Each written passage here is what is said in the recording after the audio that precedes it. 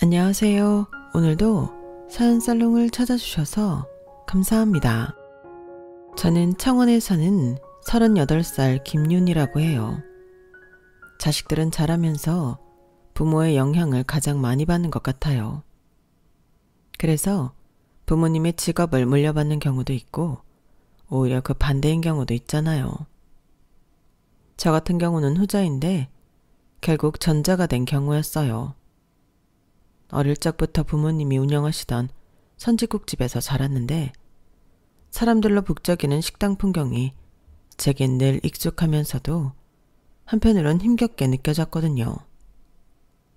어린 눈에 보이던 건 뜨거운 불 앞에서 땀 흘리는 어머니와 무거운 재료를 나르다 지쳐 보이는 아버지 모습이었어요.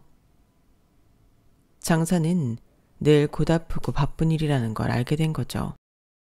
나는 커서 절대 식당 일은 하지 말아야지 라고 다짐했던 이유이기도 했고요. 그런데 결혼 후 제 인생이 이렇게 다시 식당과 얽힐 줄은 몰랐어요. 남편과 저는 슬하에 아이 둘을 둔 평범한 부부인데 남편이 프랜차이즈 가게를 시작했다가 코로나 시국에 제대로 된 타격을 받았거든요.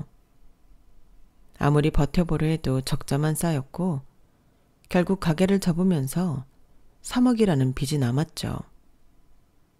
그 무렵부터 저는 도대체 이 빚을 어떻게 해결해야 하나 하는 고민에 빠질 수밖에 없었던 시기예요. 그 와중에 남편은 한동안 초조함과 자책감에 시달렸죠. 다 나 때문이야. 미안해. 이건 누구의 잘못이라기보다 시기가 정말 안 좋았을 뿐이니 서로 탓해봤자 소용이 없어. 어떻게 해결할지 그걸 생각하자. 아직 우리 젊잖아. 인생의 밑바닥까지 떨어진 듯한 남편을 보며 저라도 정신 차려야 한다는 생각에 담담한 척 말했지만 막상 아이들을 생각하면 한숨이 절로 나오더라고요. 아이들은 아직 어리고 저희는 당장 수입이 거의 없는 상태였으니까요. 한편으론 제 쪽 부모님도 문제였어요. 아버지는 허리, 어머니는 무릎이 안 좋아지면서 결국 선짓국집 문을 닫으려 하셨는데 그 얘기를 들으니 제 마음이 복잡해지더군요. 어떻게든 식당 일은 안 하고 싶었는데 결국 빚을 갚으려면 식당을 내가 해야 하는 걸까? 받아들이기 힘들었지만 결국 현실은 그렇게 돌아가는 것 같았죠. 부모님 가게는 규모가 아주 큰 편은 아니었지만 30년 넘게 운영해서 단골이 꽤 많았어요. 그런데 두 분 다 연세가 있으시고 특히 아버지는 허리를 크게 다쳐 오래 서 있기도 어렵다고 하셨죠. 아무래도 내가 부모님 가게를 물려받아야 할 것 같아. 당신이? 식당 일은 죽어도 하기 싫다고 했잖아. 나 때문이면 안 그래도 돼. 내가 어떻게든 갚아볼게. 쉬운 길 놔두고 돌아갈 거 없잖아. 3억이 누구 집 개 이름도 아니고. 당신이 뭘 어떻게 해서 갚을 건데. 대리운전도 하고 쿠팡도 하고 어떻게든 닥치는 대로 일하다 보면 갚겠지. 아니 갚을 수 있어. 그러니까 당신 하기 싫은 일 억지로 안 해도 돼. 남편은 그 와중에 저를 생각했죠.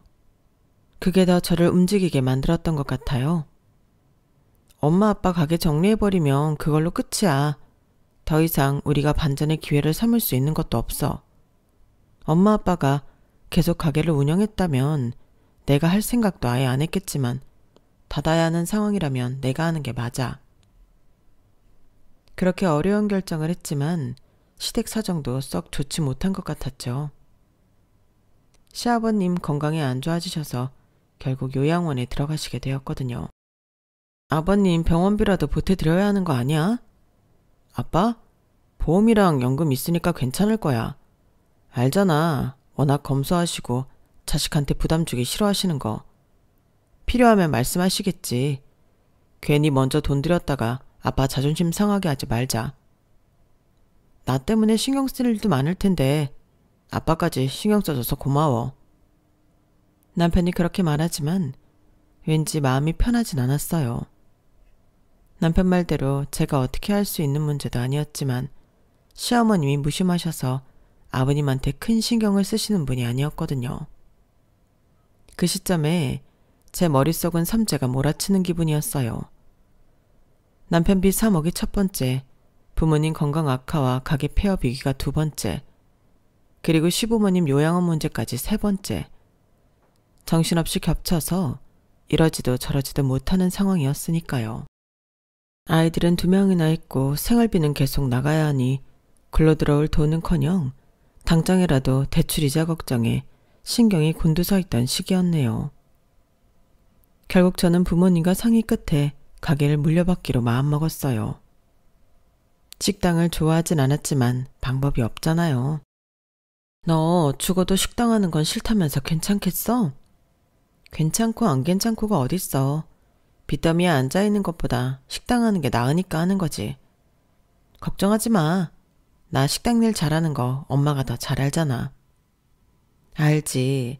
아는데 입버릇처럼 식당은 안 할 거라고 했던 말이 생각나니까 안쓰럽고 그래서 그렇지.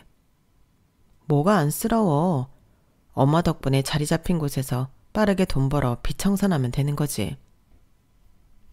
염려가 크셨던 저희 부모님은 저의 상황을 모두 아셨기에 허락해 주실 수밖에 없으셨죠.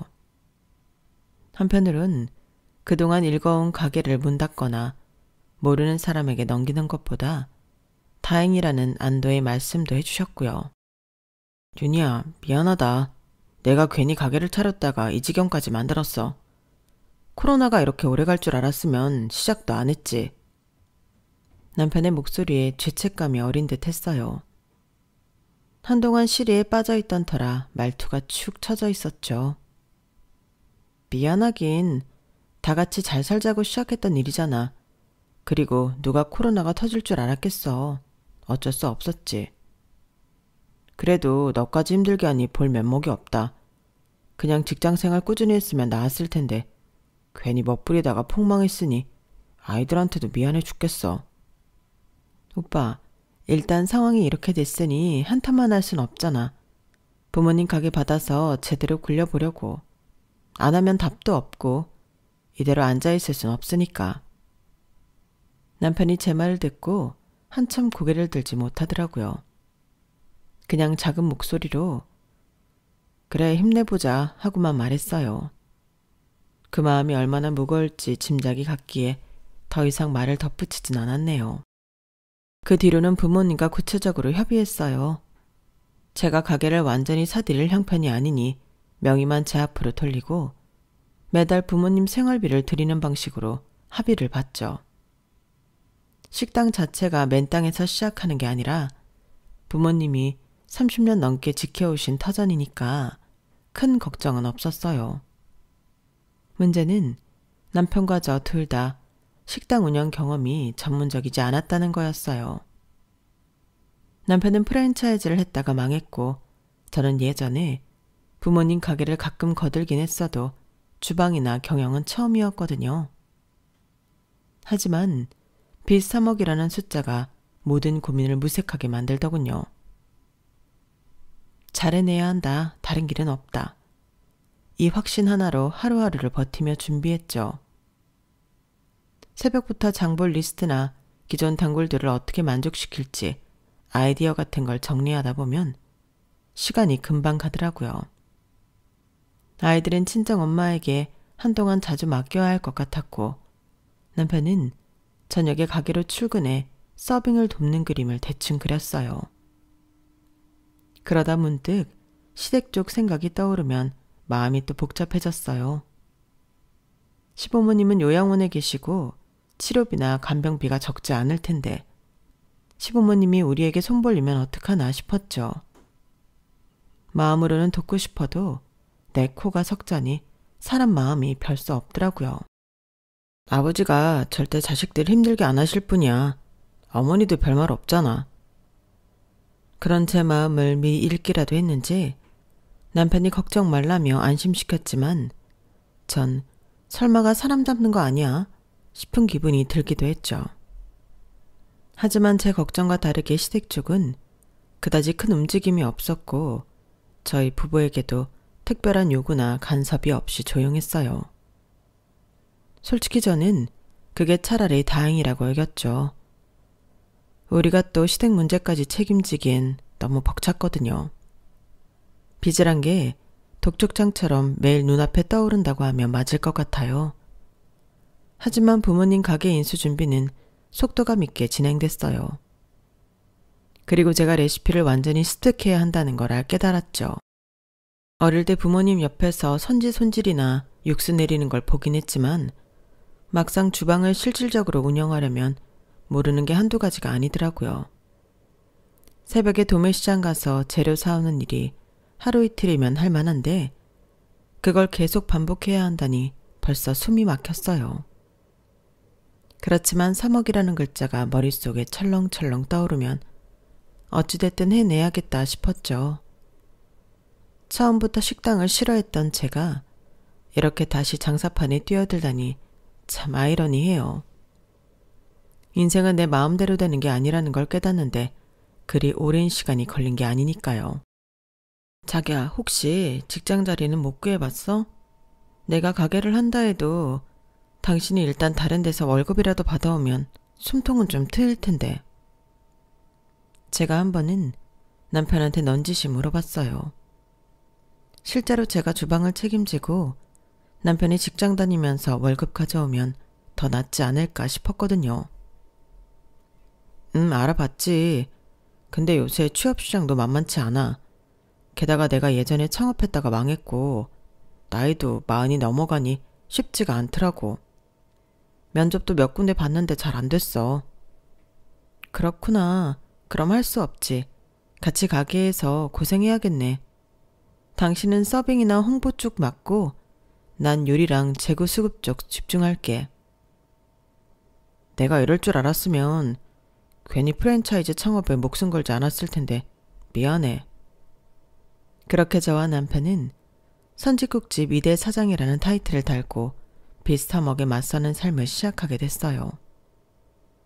가게를 열기 전부터 아침 일찍 일어나 재료 시장을 다녔고 저녁 늦게까지 메뉴 연구나 단골 확보 방법을 고민했어요.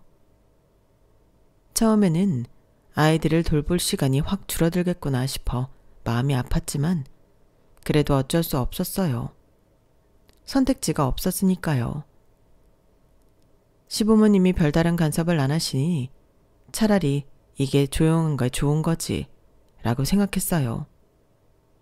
때때로 남편에게 전화가 와서 힘들지 하고 물어보는 정도였으니까요. 시아버님은 여전히 요양원에 계셨고 우리가 직접 신경 쓸 여력이 없는 만큼 시어머님이 알아서 하시겠지 싶었죠. 만약 저 혼자였다면 3억이나 되는 빚 어떻게 갚냐고 벌써 포기했을 수도 있어요.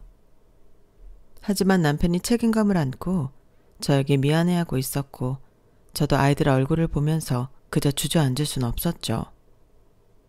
한 달에 얼마씩이라도 갚아나가면 언젠가는 조금씩 줄겠지 싶은 희망을 붙들었어요. 3억이라는 빚을 떠안고 남편과 제가 선짓국집을 이어받기로 결정한 지 어느덧 한 달이 지났어요. 그 사이에는 준비라는 이름하에 실제 영업보다는 내부 정비와 레시피 기기에 집중했죠. 처음엔 부모님이 30년 넘게 운영하신 집이니 괜찮을 거라고 생각했는데 막상 제가 주도해서 가게를 꾸려나가려니 빈틈이 한두 가지가 아니더라고요. 새벽마다 도매시장을 돌며 신선한 선지와 각종 재료를 떼와야 했고 주방기기나 홀 인테리어도 빠르게 손봤어요. 문제는 손님들이 전 사장 딸이 운영을 시작했다는 소식을 모르면 당연히 발길이 뜸해질 거라는 점이었죠. 30년 역사의 단골이 많다 해도 주인이 바뀌면 맛이 달라지지 않을까 하고 걱정하시는 분들도 있으니까요. 부모님은 허리를 다친 아버지와 무릎이 안 좋으신 어머니 모두 우리 딸이 아니 다를 게 없다고 홍보해 주셨지만 은근히 입소문이 나기까진 시간이 걸렸어요. 결국 초반엔 텅 빈 식당에서 남편과 제가 멀뚱히 마주 앉아 있을 때가 많았죠. 아이들은 친정 어머니께 맡겼지만 또 미안함이 커서 마음이 편치 않더라고요. 윤희야, 오늘도 점심때 손님 몇 테이블 안 들어왔네. 괜찮겠어? 이렇게 가다간 월세도 간당간당 할 텐데. 남편이 한숨 섞인 목소리로 말했어요. 오전부터 서너 팀밖에 받지 못했으니 저도 속이 탔죠. 나도 알지. 아무리 부모님 단골이 있다지만 아직 몰라서 못 오는 분들이 많을 거야. 내가 SNS에 좀 더 홍보 올리고 전단지도 뿌려볼까? 좋은 생각이야. 내가 밤에 몇 군데 돌아다니면서 전단 나눠줄 테니까 당신은 가게 인스타 계정이라도 만들어봐. 사진 찍어서 옛날 맛 그대로라고 홍보하면 괜찮지 않을까? 그래야겠네. 새벽에 장 보고 와서 이것저것 준비하다 보면 하루가 훅 가는데 그래도 우린 지금 지쳐있을 때가 아니잖아. 3억 빚이 곧장 줄어드는 것도 아니고. 남편은 제 말에 묵묵히 고개를 끄덕였어요. 상처받고 주저앉을 시간에 우린 발로 뛰어야 했으니까요. 그렇게 초반엔 매출이 형편없었어요. 그러다 제가 어릴 때부터 자주 오시던 단골 어르신이 정말 오랜만에 들러주셨죠. 여기 주인 바뀌어서 맛도 달라졌다더니 딸이 이어받았던 거야? 그러네. 맛도 똑같고 반찬도 늘 나오던 거네. 거봐, 한번 와보자고 했잖아. 내가 소문만 들었다간 맛있는 단골집을 잃을 뻔했네. 이렇게 이야기해 주신 게 시작이었어요. 예전 사장님 딸이 운영한다고 소문이 퍼졌는지 그동안 보이지 않던 단골분들이 하나 둘 얼굴을 보이기 시작했죠. 그러면서 민망한 듯 따님이 맞냐고 묻는 분들도 계셨어요. 제가 결혼 후에는 부모님 가게 일을 돕지 않았으니 절 모르시는 분들도 계셨던 거죠. 서서히 줄어들었던 손님들이 다시 돌아오기 시작하니 점심시간과 저녁시간대 매출이 점점 안정됐어요. 당연히 하루아침에 북적거리는 건 아니었지만 최소한 이대로 간다면 월세 걱정은 면할 수 있겠다 싶었죠. 문제는 하루 종일 가게에 붙어 있으려니 아이들과 보내는 시간이 급감했다는 사실이에요. 첫째 준서는 초등학교 입학도 하기 전이고 둘째 민서는 이제 4살. 친정엄마가 한동안 아이의 애들을 데려가서 돌봐주고 계시는데 밤에 집에 들어오면 애들이 잠들어 있는 경우가 태반이더라고요. 가슴이 미어지는 기분이었지만 그래도 일단 빚을 갚고 살자는 절박함에 버텼어요. 여보, 오늘 점심때 꽤 바빴다면서? 손님 몇 팀이나 들어왔어? 20테이블은 넘었어. 꽉 차서 2번은 손님이 바뀌었으니까 도와달전 생각하면 엄청 늘었지. 단골 어르신들이 사장님 따님 음식 솜씨도 괜찮네 하고 소문 내주신 덕분이야. 완전 감사하지 뭐. 오, 잘됐네. 나도 밤마다 전단 돌리면서 옛날 맛 그대로라고 홍보했더니 반응이 오는 것 같아. 요즘 손님들한테 물어보니까 SNS도 보고 왔다는 손님들이 있더라고. 역시 당신이야. 홍보 담당 제대로 하네. 근데 하도 가게에 있다 보니 준서랑 민서를 못 봤어. 엄마가 오늘도 내가 재웠다고 하시더라. 미안해. 그래도 지금 돈 벌어서 빚 갚는 게 우선이잖아. 아이들한테도 나중에 아빠 엄마가 얼마나 열심히 했는지 보라고 당당히 말할 수 있으면 좋겠어. 남편의 목소리에 살짝 울컥했어요. 너무 바빠서 아이들을 안아줄 새도 없다는 게 서글펐지만 그렇다고 가게를 등한시할 수는 없었죠.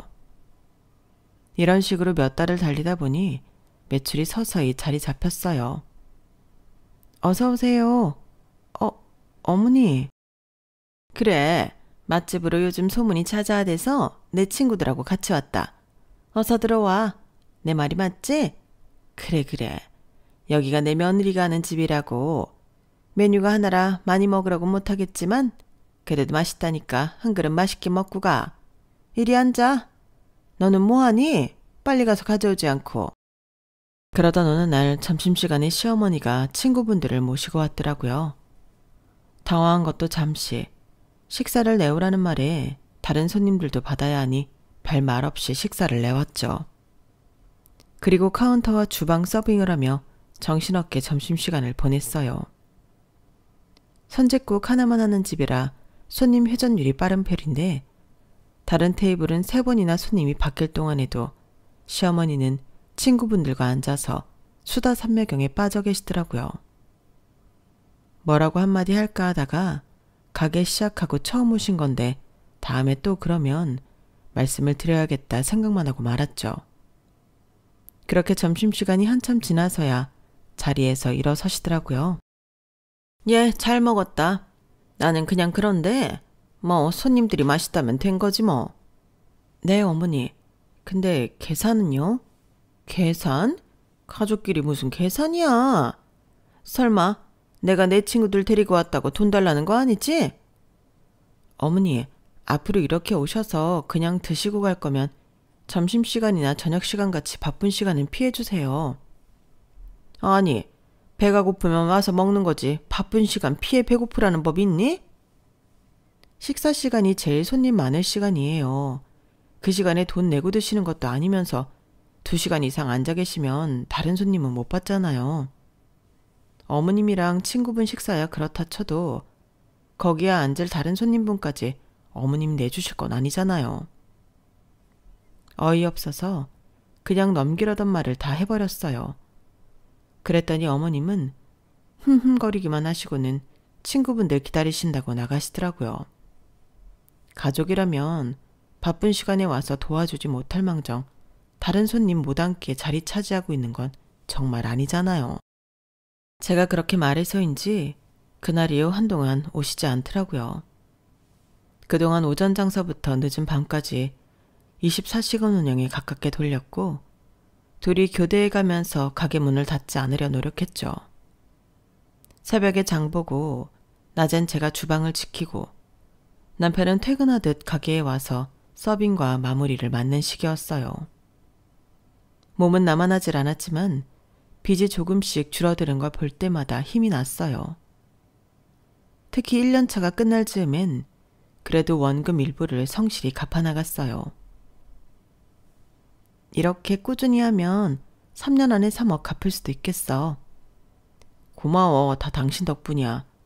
우리가 이렇게 같은 목표로 달려나갈 수 있었던 것도 다 당신이 힘든 결정을 해줘서야.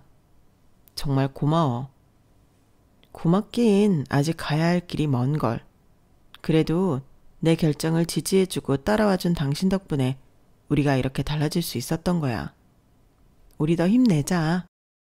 그렇게 1년, 2년이 지나면서 저희 부부는 사방으로 뛰어다녔어요. 새벽부터 해질녘까지 부부가 거의 교대 근무하며 가게 문을 닫지 않았고 어느 순간부터는 단골이 아니라 새로운 손님들도 여기 선짓국 정말 맛있다고 입소문을 듣고 찾아오기 시작하더군요. 어서 오세요. 어머니, 왜 그렇게 놀라니? 내가 못 올 때라도 왔니? 아니요, 이쪽으로 앉으세요. 식사 내올게요. 됐어. 야, 바쁜 시간엔 밥 먹으러 오지 말라며. 나 밥 먹으러 온 거 아니야. 네? 그럼요.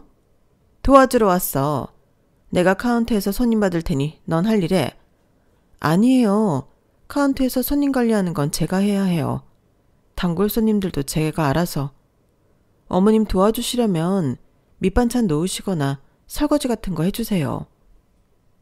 예, 그런 건 일 시키는 아줌마들이라는 거지. 사장이 그런 일을 왜 하니?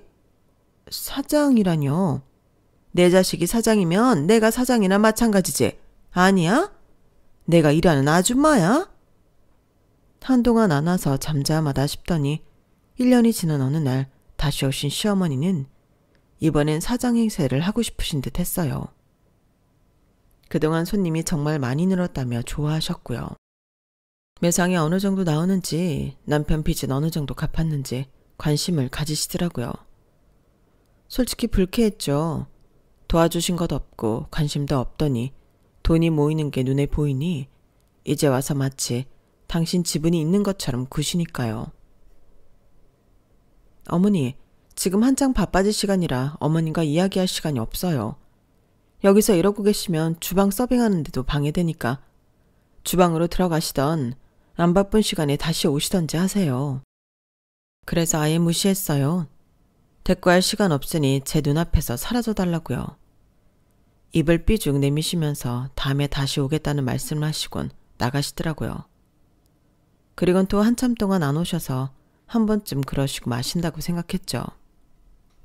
가게가 잘 되니 몸은 뽑아쓰듯이 혹사했지만 통장 잔고가 조금씩 차오르는 걸 보며 포기하지 않을 수 있었죠. 마침내 3년 차에 접어들 때쯤 저희는 절약과 근검절약 그리고 악착 같은 장사 덕분에 남편 빚 3억을 전부 다 갚아낸 겁니다. 마지막 송금 버튼을 누르는 날 심장이 쿵쾅거리던 게 생생했죠. 우리가 드디어 해냈구나. 그런 뿌듯함에 남편과 함께 부둥켜 안고 울었거든요. 그동안 아이들은 커서 준서는 초등학생이 됐고 둘째 민서도 유치원에서 이젠 제법 의젓해졌어요. 그 애들을 제대로 챙겨주지 못했다는 죄책감이 컸는데 빚에서 해방된 순간만큼은 그래도 우리가 가정을 지켜냈다는 안도감에 울컥했죠. 윤희야, 드디어 끝났어. 정말 터무니없는 금액이었는데 우리가 이런 날을 맞이하게 되다니. 남편 목소리가 약간 떨렸어요. 눈가가 촉촉해 보이기까지 했죠. 그러게 말이야. 처음엔 3년 안에 갚을 수 있을까 싶었는데 그게 현실이 됐네. 새벽부터 저녁까지 심지어 밤 늦게까지도 주방에 붙어 산 보람이 있나 봐. 당신이 없었으면 불가능했어. 난 프랜차이즈 가게 하나도 감당 못했는데 당신은 부모님 가게를 이어받아 이렇게나 성장시켰잖아. 진짜 고맙고 미안해. 고맙긴 무슨. 당신도 서빙하고 홍보하면서 도와줬으니 가능했던 거지. 이제 우리 아이들 좀 보러 가자. 준서가 아까 엄마 이제 우리랑 놀 수 있어? 묻던데. 얘도 애교 부릴 때 보면 어찌나 귀엽던지. 좋아. 당장 휴일은 못 내더라도 오후에 조금 일찍 마감하고 애들이랑 시간을 보내면 되겠지. 부모님께도 수고했다는 말씀 들었으니 우리도 잠시 쉴 구석이 필요해. 남편이 환하게 웃었어요. 저도 덩달아 웃었죠. 한편에 이제부터 좀 더 편해질 수 있겠다는 기대가 부풀어 오르더라고요. 빚을 모두 청산한 후 시아버님은 요양원에서 장기 치료를 받으시며 점차 치매 증상이 나타나기 시작했어요. 처음엔 간단한 혼동 정도였지만 그 정도가 점점 심해지고 있다는 소식을 들었죠. 사실 그때는 병원에서 치매 초기 증상이라며 걱정은 되지만 큰 위기는 없다고 했기 때문에 어느 정도 안심했어요. 그러나 아버님이 점차 상태가 악화되는 게 보이면서 저희 마음속에 불안감이 계속 커졌죠. 그런 상황에서 시어머니는 자연스럽게 아버님의 상태를 묻는 것 외에도 남편의 빚 청산과 식당의 상황에 대해 질문을 많이 하셨어요. 처음엔 일상적인 대화처럼 들렸지만 몇 번 더 이야기가 반복되면서 점점 왠지 모르게 불편해지더라고요. 3억을 갚았다니 잘 됐구나라며 가벼운 칭찬을 하셨지만 그 뒤에 먹는 장사는 남는다더니 장사하길 잘했다는 말에서 무언가 다른 의도가 숨어있는 것 같다는 느낌이 들기 시작했거든요. 그 후에도 시어머님은 계속해서 남편에게 빚 갚은 이야기를 물어보시더니 나중에는 점점 더 적극적으로 그 상황에 대한 관심을 보였어요. 그날도 저희 가게에서 혼자 서빙을 하고 있었는데 갑자기 시어머니가 가게로 찾아오셨어요. 그러더니 오랜만에 와서 그런지 굉장히 궁금한 표정으로 저를 보며 말을 꺼내셨어요. 너 여기 혼자 있니? 민수는 왜 안 보여? 그 말에 순간 당황하면서도 자연스럽게 대답했죠. 오빠는 저녁 장사부터 야간까지 주로 봐요. 아침부터 점심까진 제가 혼자 하죠. 그런데 아침부터 웬일이세요? 웬일이긴 이제 너희가 우리 집 빚 좀 갚아야 할 때가 된 거지. 3억도 3년 만에 뚝딱 없애더라만 2억이야 2년이면 충분하겠네? 저는 그 말을 들었을 때 정말 깜짝 놀랐어요. 뭔가 돈에 관심이 있으신 것 같아서 생활비를 달라고 하신다고 예측했을 뿐 빚을 갚아달라는 그런 요구를 할 거라고는 생각하지 못했거든요. 그래서 처음에는 농담인 줄 알았죠. 하지만 어머니의 표정은 농담 같지 않았고 굉장히 진지한 느낌이 들었어요. 네? 무슨 말씀이세요, 어머니? 갑자기 2억이라뇨. 아버님 요양원 계시지만 보험금이랑 연금으로 병원비는 잘 해결하신다고 들었는데요. 그게 다 되는 줄 알아? 비급여 항목도 많고 실비가 있다고 다 해결되는 게 아니야. 게다가 아버지가 옛날에 사업한다고 여기저기서 돈을 빌렸던 게 방치돼서 이자만 눈덩이처럼 풀어놨다고. 너희가 알아서 도와줄 줄 알았는데 전혀 소식이 없길래 내가 참고 참다가 온 거야. 시어머님이 그렇게 말하는 순간 제 머릿속은 혼란스러웠어요. 아버님은 정말 빚을 지셨던 걸까요? 그동안 아버님이 사업을 확장한 적도 없으시고 언제 그런 빚을 지셨는지 전혀 알지 못했거든요. 물론 시어머님이 말한 대로라면 그 빚은 어쩔 수 없는 일이었을지 모르겠지만 정말로 그만한 돈이 있을까 싶었어요. 아버님이 그렇게 큰 돈을 빌리셨다고요? 제가 알기로는 아버님 사업은 크게 확장한 적도 없으셨고 연금으로도 충분히 생활되신다고 들었는데. 아들은 빚 때문에 힘들어하고 너도 바빴으니 내가 기다려준 거지. 근데 이제 너희도 빚 청산 끝났잖니? 더는 나 혼자 이걸 떠맡을 수가 없다고. 자식 노릇 이제라도 제대로 하라는 거야. 그 말을 들은 순간 저는 할 말을 잃었어요. 자식 노릇 제대로 하라는 그 말이 저희에게 당연히 해야 할 일이라고 압박하시는 것 같았거든요.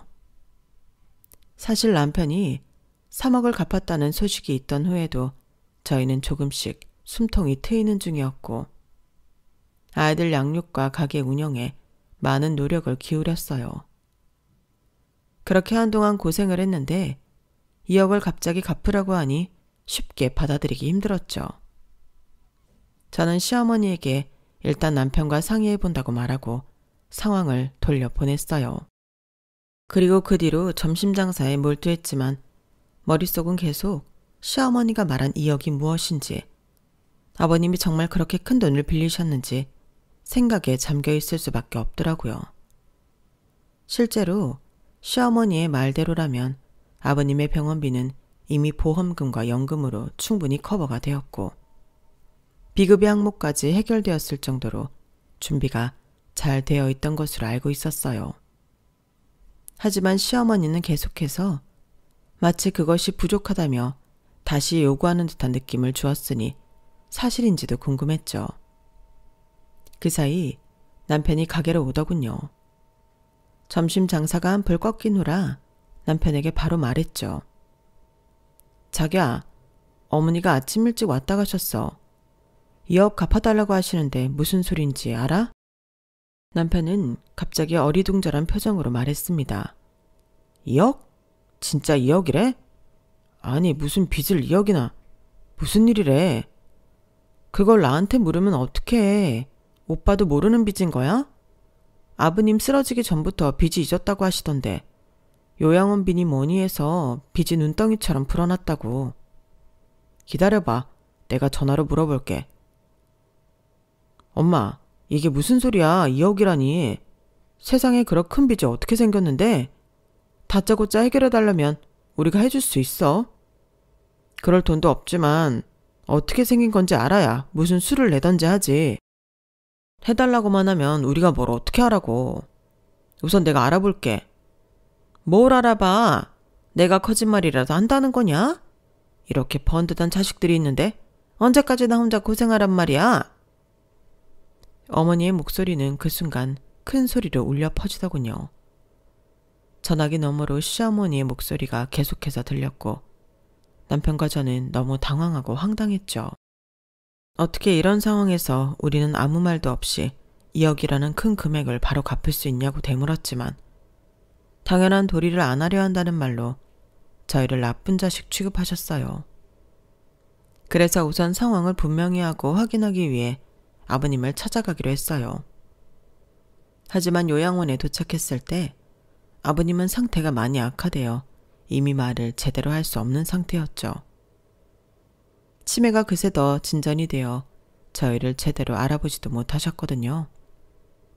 예전 같으면 아버님이 모든 것을 차근차근 처리하시고 저희에게 신경을 쓰지 말라고 하셨겠지만 지금은 저희 얼굴을 보고도 제대로 알아보지 못하셔서 뭘 어떻게 해야 할 방법도 없더라고요. 그럼에도 불구하고 시어머니는 계속해서 전화를 걸어오며 언제부터 돈을 갚을 것인지 재촉하기 시작했어요. 윤희야, 카드값이 좀 있어서 그러는데 이번 달은 얼마나 보내줄 수 있어?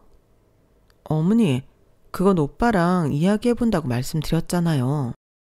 말하고 말고 할 게 뭐 있어. 어차피 니네가 갚아야 할 건데. 차일피일 미루고 대답도 안 해주니까 내가 아주 피가 마른다. 그러지 말고 매달 얼마 보내줄 건지 이야기해주면 속이라도 편하지 않겠어? 어머니, 저희가 무슨 도깨비방망이도 아니고 돈 나와라 뚝딱 하면 그 큰 돈이 어디서 떨어지는 줄 아시는 거예요? 저희 그런 큰 돈 없어요. 아이고, 있는 사람들이 더하다는데 너희가 딱 그렇네. 가게 1년 동안 별 볼 일 없다가 2년째부터 니네 빚 갚기 시작했다며. 그럼 3억을 거의 2년 만에 청산한 건데 이깟 니 여기 뭐 대수라고 그래? 그렇게 짜게 굴지 말고 확답을 줘. 그래야 나도 네 아버지 병원에 자주 가서 돌볼 거 아니야. 너희도 알지? 요양원에 맡기고 안 찾아가는 것보다 매일 찾아가야 더 잘 신경 써준다는 거. 내가 이렇게 돈 신경 쓰느라 네 아버지도 못 찾아가면 가뜩이나 상태 안 좋은 양반 오래 살런지 모르겠네. 매일 오는 전화에 가슴이 답답해졌어요. 받지 않으면 문자가 왔고 문자를 무시하면 또다시 전화가 왔죠. 2주 동안 하루도 빠짐없이 독촉이 이어졌어요. 3억 빚을 갚고 나서야 숨통이 트이나 했는데 이제는 시어머님의 2억이 마치 제 빚처럼 느껴질 정도였어요. 이런저런 말들로 거절하고 돌려 말하면 아프신 시아버지를 들먹이며 마치 저희가 자식 도리를 제대로 하지 못해 아버님 상태가 더 나빠질 수밖에 없다고 협박 아닌 협박도 하셨죠. 그러다 보니 밤새 식은땀을 흘리며 잠에서 깨기도 했어요. 전화를 받으면 매일 수시로 문자를 보내며 독촉해 오시니 도대체 이 상황을 어떻게 해결해야 할지 머릿속이 하얗게 변해가더군요. 그렇게 한 달이 다 되어갈 무렵 시어머니가 직접 가게를 찾아오셨어요. 늘 그렇듯 점심 장사 준비로 분주한 시간이었는데 문이 열리더니 시어머니가 들어오시는 거예요. 평소와는 다르게 얼굴이 상기된 채로요. 예, 바쁜 거 아는데 잠깐 얘기 좀 하자. 어머니, 지금은 좀... 이러다가 내가 진짜 큰일 날 것 같아서 그래. 제발 들어봐. 시어머니의 목소리가 떨리고 있었어요. 그동안 독촉 전화를 할 때와는 사뭇 다른 톤이었죠. 불안해 보이기까지 했어요. 전화로 말씀하실 때의 당당함은 온데간데 없고 마치 쫓기는 사람처럼 보이셨어요. 그동안 제가 알아본 것들이 효과가 있었나 봐요. 카드값이 1억 정도 있는데 그거라도 좀 먼저 해결해줘. 카드값이요? 어머니, 그동안은 아버님 사업빚이라고 하셨잖아요. 그게 그러니까 아니 그것도 있고 이것도 있는 거지. 아무튼 카드값이 제일 시급해.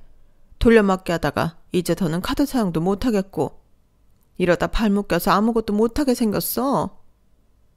말씀하시는 내내 시어머니의 손이 떨리고 있었어요. 더 이상 버티기 힘드신가 봐요. 제가 알아본 것들 때문에 똥줄이 타신 게 분명했죠. 그동안의 독촉은 마치 권리를 주장하듯 당당하셨는데 이제는 완전히 다른 사람이 된 것 같았어요. 도저히 너희 대답 기다리다가 내가 밥도 못 먹고 죽을 것 같아서 이렇게 찾아왔다. 제발 살려줘라. 어머니, 저희가 도깨비방망이도 아니고 돈 나와라 뚝딱하면 그 돈이 어디서 나와요. 저희도 돈 없어요. 없긴 있는 사람이 더하다고 내가 말은 안 했어도 매일 점심시간에 이 앞에 왔다 갔다 하는데 사람들이 1시간씩 기다려서 국밥을 먹을 정도인데 돈이 없긴 왜 없어. 그러지 말고 1억만 우선 해결해줘. 나머지 1억은 급한 거 아니니 매달 1,000만 원씩 주면 될 것 같아. 그럼 그것도 1년 안에 끝나겠지 뭐. 어이가 없더라고요.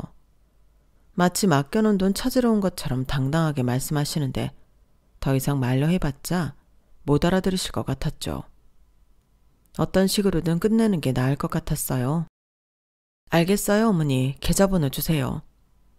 정말? 아유, 진짜 그러지. 그래. 알아본다 뭐한다 하더니 알아보니까 별거 없지? 내가 어디 가서 거짓말할 사람이야? 시어머니는 금세 안도의 한숨을 내쉬며 환하게 웃으셨어요. 손 떨리는 목소리로 계좌번호를 불러주시는데 그 모습을 보니 가슴 한켠이 아려왔어요. 아버님이 평생 모아오신 재산을 이렇게 탕진하시고 그걸 또 저희에게 떠넘기려 하시다니. 자식이라는 이유로 이용만 하시려는 그 모습이 너무나도 비참해 보였죠. 자, 여기 적었어요. 맞나 확인해 보세요. 어디 보자. 그래, 맞아. 얼른 보내줘. 나 급해서 그래. 담담하게 핸드폰을 꺼냈더니 시어머니는 얼굴에 화색이 돌면서 핸드폰을 들여다보기 바쁘셨죠. 통장에 입금되자마자 확인할 생각에 기분이 들뜨신 것 같았어요. 10초 뒤 핸드폰에서 알림음이 울리자 입이 귀에 걸리신 표정을 숨기지 못하시고 기분 좋게 화면을 켜시더군요. 벌써 돈이 들어왔나? 빨리도 하네. 하시며 핸드폰을 확인하시던 시어머니의 얼굴색이 순식간에 변했어요. 이게 뭐야? 이 사진이 어떻게? 왜요? 그 사진이 뭔데요? 네가 이 사람을 어떻게 알아? 이건... 시어머니는 말씀을 잇지 못하고 당황하신 듯 자리에서 벌떡 일어나셨어요. 손이 부들부들 떨리는 게 보였죠. 하지만 이내 표정을 바꾸시고 이거 가지고 뭘 어쩌라는 거냐며 뻔뻔하게 나오더군요. 어디서 이상한 소리 듣고 돈 안 보내주려고 하나 본데? 동네 문화센터에서 운동하는 거야. 댄스학원 강사님이야? 학원생이 강사님하고 밥 한 번 먹을 수 있지. 그게 뭐 잘못이야? 나만 그런 것도 아니고 우리 학원 다니는 학원생들 다 그래. 난 또 뭐라고 괜히 당황했네. 그래서 돈은 언제 보내줄 거야? 정말 그렇게 생각하세요? 그래서 모텔도 다니시고 명품 가방 사서 댄스학원 강사님 주시고 그러셨어요? 그게 무슨 시어머니한테 할 말 못할 말 구분도 못하고 뭐? 못해? 증거 있어? 네가 봤어? 어디서 돈 가지고 시어머니를 모함하고 그래? 너 우리 민수가 알면 가만히 있을 것 같아? 어디서 며느리 주제에 시어머니한테 두 눈 똑바로 뜨고 따박따박 말대꾸하면서 없는 소리 지어내고 있어. 너 내가 우스워? 빚 좀 갚아달라니까 네가 갑이라도 된 것 같아? 시집 왔으면 어차피 네 돈이 내 돈이야. 그래도 선짓국 팔면서 고생하는 것 같아서 내가 체면 좀 세워줬더니 뭐? 그래요. 그건 제가 오해했다고 쳐요. 그럼 도박장에선 얼마나 이르셨어요? 아버님 요양원 가시고 저희 빚 갚느라 바쁠 동안 어머님도 참 많이 바쁘셨더라고요. 도박장에 댄스학원에 강사와 바람까지. 그만해! 왜요? 저희가 모를 것 같았어요? 늦바람이 무섭다더니 그동안 얼마나 돈이 필요하셔서 여기저기 말씀하고 다니셨던지 저희가 힘들게 알아볼 필요도 없더라고요. 심지어 어머님 댄스학원 강사랑 바람난 거 어머님 동네 사람들이 다 아시던데요. 뭐? 모르고 계셨어요? 어머님 집 코너마트 거기 아주머니가 아주 남사스러워 고개를 못 들겠다고 동네 사람들이 모이면 어머님 말씀하신대요. 요양원에 계신 아버님 불쌍하다고요. 시어머니 얼굴이 하얗게 질렸어요. 그동안 제가 알아본 것들을 하나씩 이야기할 때마다 그분의 어깨가 움찔거렸죠. 숨 한 번 쉬지 않고 말씀드렸어요.